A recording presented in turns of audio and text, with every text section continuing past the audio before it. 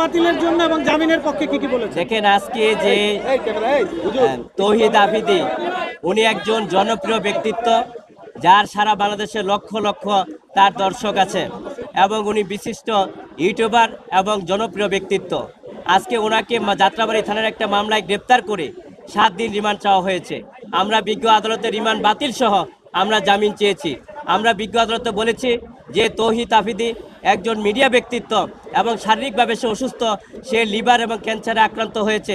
মহামান্য হাইকোর্ট ডিভিশনের আপনি ডিভিশনের সুস্পষ্ট আছে, যদি কোনো ব্যক্তি অসুস্থ হয়, মহিলা হয়, প্রতিবন্ধী হয়, এবং তাহলে তার রিমান্ড দেওয়া যাবে না। এবং তার যে অসুস্থতার সমস্ত কাগজপত্র আমরা ফিরিস্তাকে বিজ্ঞ আদালতে দিয়েছি, কিন্তু বিজ্ঞ আদালত অত্যন্ত ধৈর্য সহকারে, মনোযোগ সহকারে সেগুলো দেখেছেন। পরবর্তীতে আমরা ওনার জামিন চেয়েছি এই কারণে যে এই ঘটনার সাথে সম্পৃক্ত নয়, যে এই মামলায় 11 নম্বর এজাহারভুক্ত আসামি, এই মামলার যে বাদী, সে হলফ করে বলেছে যে এই মামলায় তার এই তৌহিদ আফ্রিদি এবং তার বাবা নাসির উদ্দিন সাথী এই মামলায় সম্পৃক্ত না, ভুলবশত কারণে তাদের নাম উঠেছে, সেখানে তারা অব্যাহতি পেলে, মামলা থেকে খালাস পেলে বাদীর কোনো আপত্তি নেই, হলফ করে বলেছে বিজ্ঞ আদালতে। সুতরাং এই হলফ করার বাদী এটা পারে কিনা, মামলা দেওয়ার পরে বাদীর এই আদালতে নিয়ম অনুযায়ী আছে কিনা?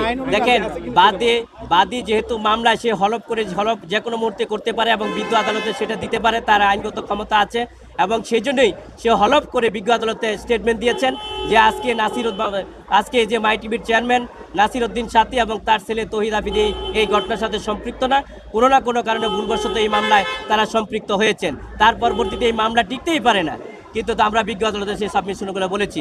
আজকে যে আদেশ হয়েছে 7 দিন রিমান্ড চাওয়া ছিল, 5 দিন রিমান্ড চেয়েছেন এবং আজকে জামিন নামঞ্জুর করেছেন, সে আদেশে আমরা সংক্ষুব্ধ হয়েছি। আমরা মনে করেছি সেখানে আইনের শাসন প্রতিষ্ঠিত হয় নাই, আমরা ন্যায় বিচার হতে বঞ্চিত হয়েছি। একটা ছোট্ট প্রশ্ন করতে চাই, সংক্ষেপে বলবেন। আপনি বলছেন যে বাদী স্বেচ্ছায় দিয়েছে, আসামি পক্ষের বাদী পক্ষের আইনজীবীর অভিযোগ যে আসামি বাসায় তাকে তুলে ফুসলিয়ে নিয়ে গিয়ে ভিডিও করে জোর